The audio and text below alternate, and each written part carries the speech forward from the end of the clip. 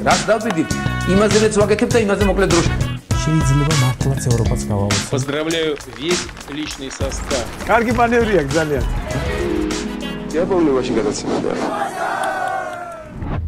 ვაშა გადაცემა ვაშას გეუბნება და ისევ გირჩევთ რომ მოიწონო და გამოიწერო ჩემი პოდკასტი ნებისმიერი აპლიკაციით YouTube-ზე, Facebook-ზე, Instagram-სა და TikTok-ზე.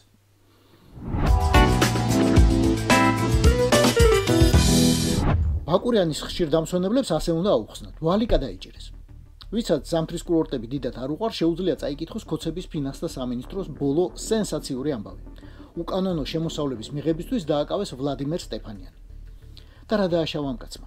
ბაკურიანში დიდველის ტერიტორიაზე შესაბამისი ნებართვის გარეშე თვითნებურად ააშენა 5 სასტუმრო აპარტამენტი, მოაწყო კერძო საბაგირო, კერძო სათხილამურო ტრასა და ტობოგანი. ცოდვა გამხელილი ჯობს, მე მოძებნა დამჭირდა რა იყო ტობოგანი. კაი რამე ყოფილა, მაგრამ ეს არაა ცოდვების სრული სია. უნებართვოდ აშენებული სასტუმრო აპარტამენტების რეალიზაციის შედეგად უკანონოდ მიღებულმა შემოსავალმა რამდენიმე 10 მილიონი ლარი შეადგინა. ქოცი უნდა იყო 2025 წელს ყველანაირი საღი აზრის ჯინაზე ქოცი რომ არ იკითხო. მოიცადა, რას ნიშნავს უნებართვოდ. ორი თავი თუ გაქვთ, სცადეთ და მიდით ბაკურიანში მიწის ამოსათხრელად. მერე ექსკავატორი მიიყვანეთ, ამოათხრევინეთ თხრილი. მერე მეიტანეთ ბეტონი, ჩაასხით. ამოიყვანეთ ერთი კედელი. დაამატეთ მუშები და კიდევ 3 კედელი ამოიყვანეთ. გადახურეთ პირველი სართული, ამოიყვანეთ და გადახურეთ მეორე, მესამე. შეიყვანეთ კომუნიკაციები, ჩასვით ფანჯრები, გალესეთ. შეღებეთ, მიუშენეთ აუზი, სპა, სავარჯიშო დარბაზები, რესტორნები. მერე ეს ყველაფერი გაყიდეთ. მერე გაჩეხეთ ფერდობები და გააკეთეთ სასრიალო ტრასები, საბაგიროები და ის ტობოგანი. მერე ყინულის სასრიალო მოედნები. კაი, მე მოყოლი დავიღალეთ და თქვენ არ დაიღალეთ ამ დაბოლებით. რომ ერთ ორმოს მაინც ვინმე ნებართვის გარეშე ამოგათხრევინოთ ბაკურიანში. პირველივე ნახევარ საათში დაგადგებათ პატრული, რეინჯერი, გამგეობა, ტვ-იმედი, გამოგიწერენ ჯარიმებს, აგანაზღაურებინებენ ზარალს, ჩამოგართმევენ ბარსა და ექსკავატორს, ბულდოზერს, გათრევენ სასამართლოებში და ბოლომდე გაგწეწყავენ. აქ კი წლებია არა მხოლოდ ბიზნესის მამაა ეს კაცი, არამედ მოდელია. დადის ტელესტუდიებში, ინტერვიუებს არიგებს, მისი საკურორტო იმპერიის რეკლამას ვარსკვლავები აკეთებენ. აქვს ყველა სოციალური ქსელი. ვებგვერდზე უდევს ინფორმაცია ყველა სიკეთეზე, რაც აუშენებია და გთავაზობთ. აგერ ბატონო, 700 ოჯახზე მეტი მყავს დაკმაყოფილებული 16 წლის განმავლობაშიო. ხო და ახლა მართლა მაინტერესებს, როდის აღმოაჩინა პროჭორილურმა რეჟიმმა, რომ ეს ყველაფერი უკანონო იყო. 16 წელი რას აშენებდა? კითხვა არავის გასჩენია. მერია თუ არსებობდა. დენის კაბელები რომ შეიყვანა, რაქსელს მიუერთა და წყლის მილები, კანალიზაციის. თქვენი პრემიერ-მინისტრები და ვიცე-პრემიერები რომ დადიოდნენ ყველა მაგლენტის გასაჭრელად და ბორიას ხელში ბიზნესის საყვევების ხანაზე ინტერვიუების დასარიგებლად. მაშინაც უკანონო იყო ეს ყველაფერი. უკანონოდ ყმაო და 110,000 ლარი რომ მოგაშავათ, არ იკითხეთ რა ფული იყო. ესაა თქვენი გამჭვირვალეობა. ნარკობარიგების ფულსაც ასე იღებ და იარაღით ვაჭრებისაც, ადამიანების ტრეფიკერებისაც. თავარია მოგცენ და ირაკლი კობახიძეზე კიდია თუ ისია და რას უნიუდის. ახლა ამ კაცს 12 წელი ემუქრება, მაგრამ რამდენი ემუქრება იმას, ვინც 16 წელი ამხელა უკანონო ტურისტული იმპერიის შექმნაზე ხუჭავდა თვალს. იმას არაფერი ემუქრება, გარდა საზოგადოების აქტიურობისა, რისაც რეალურად ეშინიათ. დილით ეს პატიოსანი, აფერისტი თურმე კაცი დაიჭირეს, საღამოს კი უფროსი ლეიტენანტ დინარაძის კანტორამ განცხადება გამოსდო, თუ მიწის მითვისებას და ზედ რამის აშენებას აპირებთ, ვირის აბანოს გახეხინებთო. და აქ და ახლა მინდა ვიკითხო. ჩემთვის ცნობილი გახდა სავარაუდო დანაშაულებრივი სქემის შესახებ, როდესაც თბილისის საკრებულომ ერთ ბიზნესმენს ერთ ლარად გადასცა ქონება თბილისის გულის გულში, ქვეყნის ყველაზე ძვირადღირებულ ადგილას. იმან კი მერე იქაურობას ჯოჯო სასტუმრო და უბედურებები დაადგა. ხო და უფროსო ლეიტენანტომ დინარაძემ იმ ბიზნესმენს როდის დაიჭერთ? თბილისის საკრებულოს ყოფილ უმრავლესობასთან ერთად, ხო?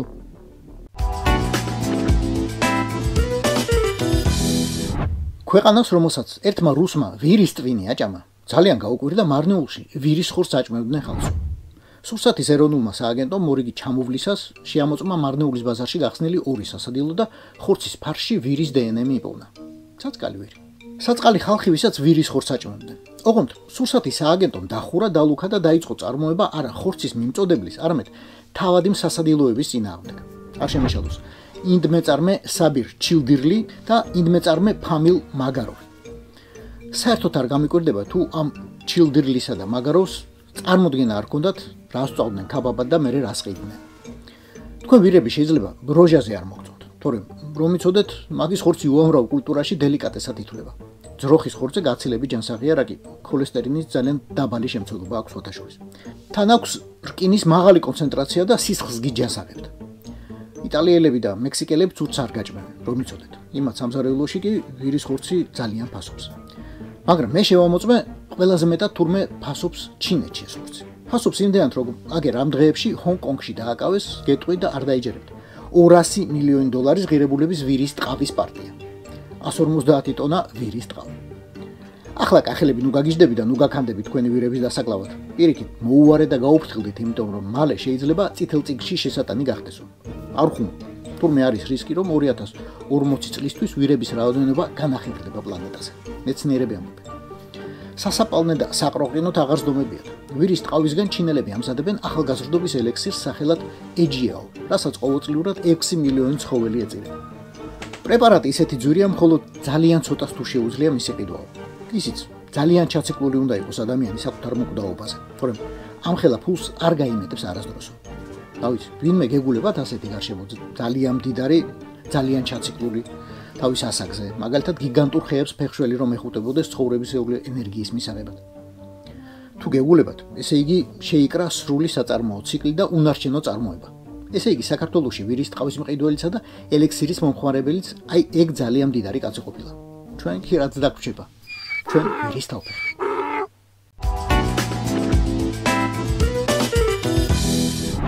ჩინეთთან სტრატეგიული მეგობრობა კარგია, რა თქმა უნდა.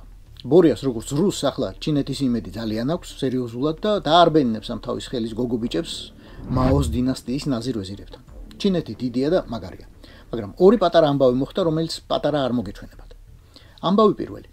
ოსლოს მერიამ ტენდერით შეისყიდა 300 ჩინური ელექტროავტობუსი, საუკეთესო ფასად, საუკეთესო პირობებით და ძალიან კმაყოფილი იყო შედეგით, რა კი 2030 წლამდე მთელი საზოგადოებრივი ტრანსპორტი ელექტრო უნდა იყოს. ოღონდ დაეჭვდა, როცა ავტობუსებს რაღაც პროგრამული პრობლემები წარმოეშვა და წარმოებელმა ჩინეთიდან ყველაფერი დისტანციურად მოაგვარა.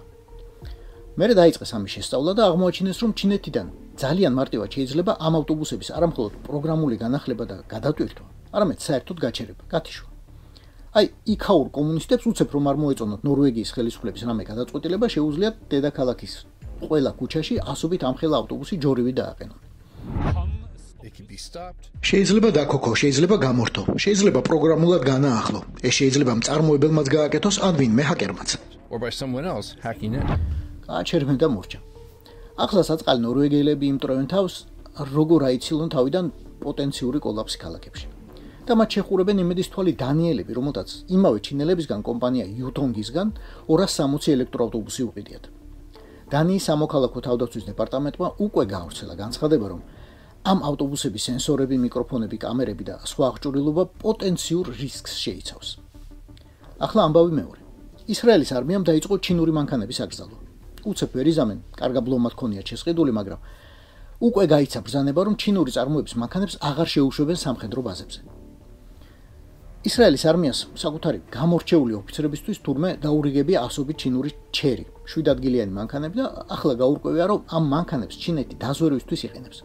ზუსტად არ ამბობენ როგორ, მაგრამ შეგვიძლია ვივარაუდოთ, რომ იქაც როგორც ნორვეგიასა და დანიაში საუბარია ნავიგაციის სისტემებზე, კავშირგაბმულობაზე, მანქანის კამერებზე, ამ ყველაფერზე ერთად. ბაზებზე არ შეშვების რეჟიმი უკვე მოქმედებს. იანვრიდან კი ამ მანქანებს უბრალოდ მოიცილებენ თავიდან. უსაფრთხოება პირველ რიგში. რა მაგის პასუხია და მე ანაზდად კიდევ ორი ამბავი გამახსენდა. ორივე ერთ პატარა ქვეყანაში ხდება. პირველი.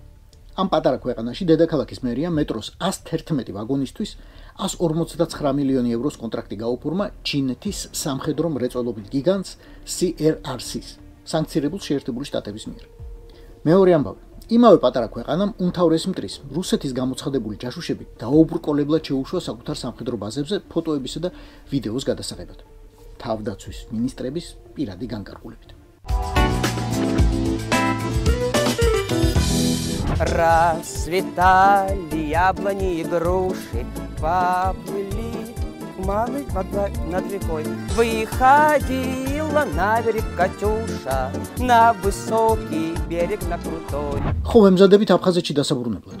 ვემზადებით. კაი. პოლიტკორექტულობის ხათრით ვიძახოთ, რომ მიწა კი არა, ჩვენი ძმები უნდა დავიბრუნოთ. ოღონდ პირდაპირ გეტყვით, რომ მიწის დაბრუნება უფრო მარტივი საქმეა, ვიდრე აი ამისთანა მოწამლული იდიოტების. Связь абхазов с Египтом сегодня доказана. დადასტურებულია აფხაზთა კავშირი ეგვიპტესთან. სოფლიო დონის მეცნიერებმა შეისწავლეს და ანალიზი ჩაუტარეს ფარაონებს. უკვე დამტკიცებულია, რომ ძველი ეგვიპტის ფარაონთა 80% აფხაზია, დანარჩენი ვაინახი, ანუ ჩეჩენი. Они по происхождению являются именно абхазами, а другая часть фараонов были вайнахами, то есть чеченского происхождения.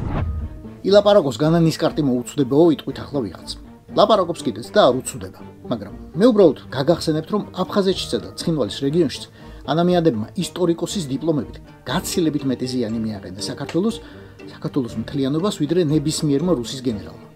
არძიმბაც ისტორიკოსი იყო, თბილისში დაცული დისერტაციით, სერგეი შამბაც, თბილისში დამთავრებული ინსტიტუტით, ლუდვიგ ჩიბიროვიც, ალან ჩოჩიევიცა და მრავალი კიდევ სხვაც. მათ როგორც ვითომ სპეციალისტებს სრულიად გამორჩეული როლი ჰქონდათ ადამიანებისთვის ტვინის გამორიცხვაში. და ეს გააკეთეს. ხო და ქართველების პრობლემა ხო თითქოს გადაჭრეს, გამოყარეს ასობით ათასი ადამიანი და საკუთარი იდენტობა მაინც ვერ გაარკვიეს. ამიტომ ახლა ჩმახავენ ათასნაირ ქოცობას, რომ საკუთარი ახალგაზრდა თაობები დაარწმუნონ დამოუკიდებელი სახელმწიფოებრიობის აუცილებლობაში. შიგნით დგას კოლონა. თავიდან ორსართულიანი იყო, მაგრამ მერე აფხაზმა მეფე გიორგი მეორე. Потом абхазский царь Георгий. სამწუხაროდ აქ ინტერნეტში ნაპოვნი ვიდეო წყდება. როგორ აბოლებს ახალი თაობის იდეოლოგიის სეპარატისტი სოლიდად ცკუა რუს ტურისტებს ქართველი მეფეების წარმომავლობაზე. Не отрекаются, любя, ведь жизнь кончается внезапно. Я перестану ждать тебя, а ты придешь совсем внезапно. ცკუა, რომელსაც რატომღაც ქალის სახელი ჰქვია, ის დამახინჯებული სოლიდატი, ორკაპიკს გიდობით შოულობს და ბავშვებისთვის გაკვეთილების ჩატარებითაც. На территории вот მესოპოტამიის ტერიტორიაზე, სადაც ძველი შუმერები ცხოვრობდნენ, ასევე აფხაზ ადიღები დასახლდნენ. სწორედ აფხაზებმა დააარსეს ისეთი ქალაქები, როგორებიც იყო ბაბილონი, ური, ურუკი. самый известный город, да. Ур был такой, Урук, это все именно абхазы основали. ხო, ბაბილონის გოდოლიც მხოლოდ მაშინ დაინგრა, როცა ზედა ხარაჯოდან ვიღაცას აფსუ ადიღურად გადმოსახა. იქამდე ყველაფერი კარგად იყო და მიდიოდა მშენებლობა გახურებული, ლიწილიწილით. Даже само слово абсурд. შუმერული ღმერთების შექმნასაც საფუძვლად აფხაზური ღმერთები დაედო. სიტყვა აფსუ, ჩვენ რომ სულის ქვეყანად ვთარგმნით, სინამდვილეში ნიშნავს ცოცხალი, ანუ მტკნარი წყლის ქვეყანას. ასე უწოდეს აფხაზებმა, რომლებიც აქ მოვიდნენ, რადგან შავი ზღვა მიწის დრომდე მტკნარია. Но когда данные жители აი ეს მტკნარი, შავი ზღვის მტკნარი იდიოტი ითვლება აფსური ისტორიოგრაფიის ამომავალ ვარსკვლავად. ჯერ ასპირანტია, მაგრამ დიდი მომავლით. და უცებ წარმოიდგინეთ, ვის გაზრდის და რას ასწავლის ეს მავნებელი. და თუ მოგინდებათ მე ამის და ამის გაზრდილი ტვინ მოწამლული ხალხისთვის ძმების ძახილი. ალალიგული, თორემ რომ უნდა იძახოთ გასაგებია.